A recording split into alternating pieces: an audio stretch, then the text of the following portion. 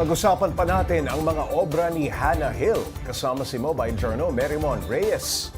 Aba, instead na canvas, mga sementong Yes, pader. Boss Ha? Jay. Naglalakihang pader ang kanyang Yes. canvas.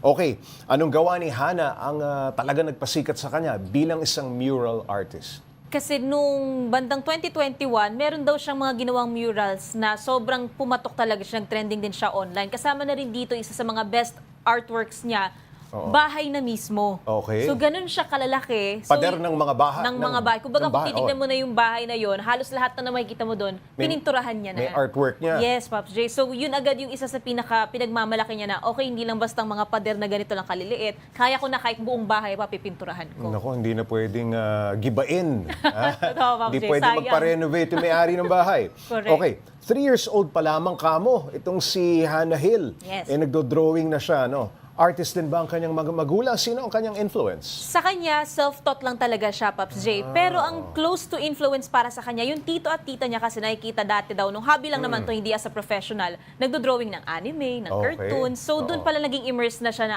okay, parang masarap mag-drawing. Gusto ko to, Tapos sabi niya. nanonood din daw siya ng cartoons tsaka anime. So doon niya nakuha ngayon yung craft na kaya kong mag-drawing, kaya kong mag-sketch. Isang painting ng Dambuhalang Burger. Nakita ko doon sa report mo, no?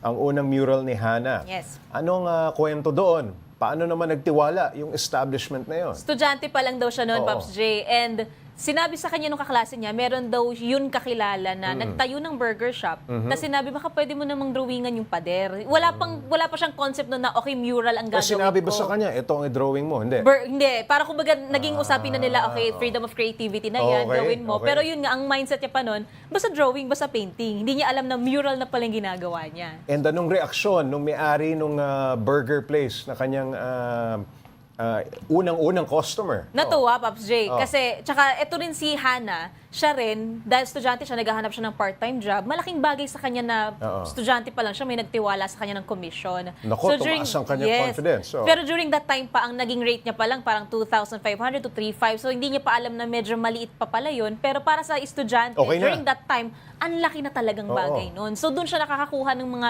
panggastos niya sa tuition, school supplies, and other expenses sa pag-aaral niya. Gumagawa siya ng mga mural sa fasad ng bahay Yes. at gusali, Yes. no? Mga establishments. Gaano yan katagal? At hindi ba siya kinakabahan? Ako ang kinakabahan nga para sa kanya, Paps, Oo, kasi umaakyat pa talaga siya, ilang palapag pa talaga. Pero ganun kalakas lang talaga itong power ni artist Hannah. Umaabot siya one day to a week sa paggawa ng murals niya na to. Kasi minsan na nga daw ang nangyayari, natutulog na sila dun sa establishment, kasama niya rin yung team niya, kasi nga hindi rin naman agad-agad matatapos, lalo na kung maraming pader sa isang establishment yung gagawin niyang murals. So ganun katagal yung trabaho niya. Ang sinasabi ng ibang mga artist, kapag malaki na yung imahe, no, kinakailangan mo lumayo, no? Para makita yung, like yung Spolarium, di ba? Yes, Yung National yes, Museum, okay, correct. dambuhala yun.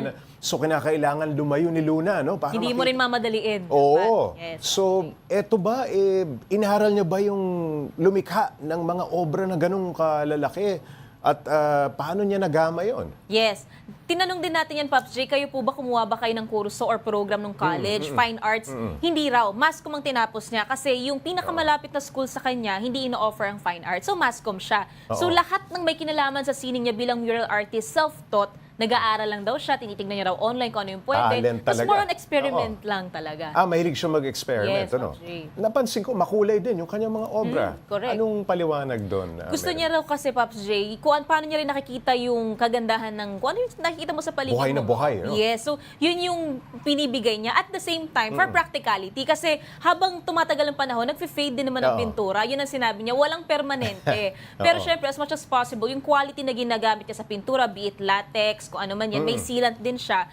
Yung longevity ng pintura niya, eto pa rin yan, hindi yan basta-bastang mag-fake. Kaya sulit daw para sa kanya yung serbisyong binibigay. Nabanggit mo rin, Merrimon, at least 30,000 ang isang project, Yes, no? grabe. Around 30,000. Around 30,000. Kung kukunin mo siya.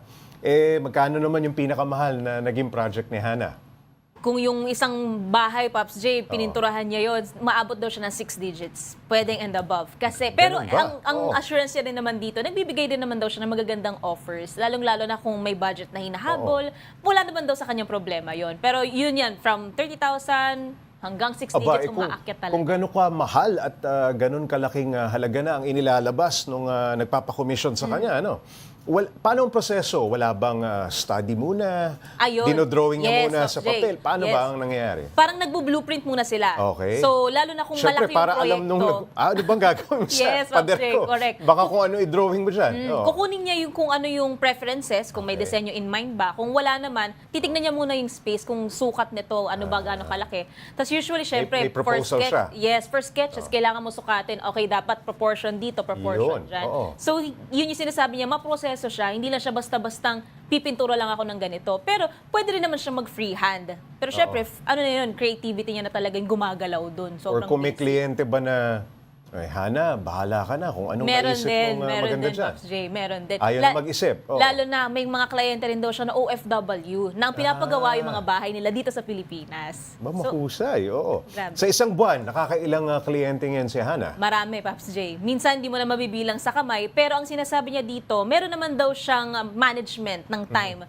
Kasi merong iba doon mga rush, mga Oo. priority projects. Maayos naman daw yung communication niya pagdating sa mga kliyente niya. Kaya kung paano niya gagawin yung isang art niya, isang mural painting niya, ganun pa rin yung quality sa lahat ng kliyente niya. Kasi medyo sensitibo yan dahil, for Yes. example, Yung interior ng attention, isang establishment. Kung halimbawa, hindi akma dun sa panlasa nung nagpapagawa, pero sa kanya, okay, paano ang nagiging diskusyon doon? Usually naman, Pops J, may communication yun dun sa kliyente na, okay, ito po yung progress, okay po ba sa may inyo to, may progress, gusto ba oo. kayong ipabago? Kasi yun din naman yung importante, client satisfaction. At the same time, yung creativity and imagination niya, na-utilize niya to its full potential talaga. So, balanse pa rin. Mahusay. Maraming salamat, Mobile Journal, Mary Mon Reyes.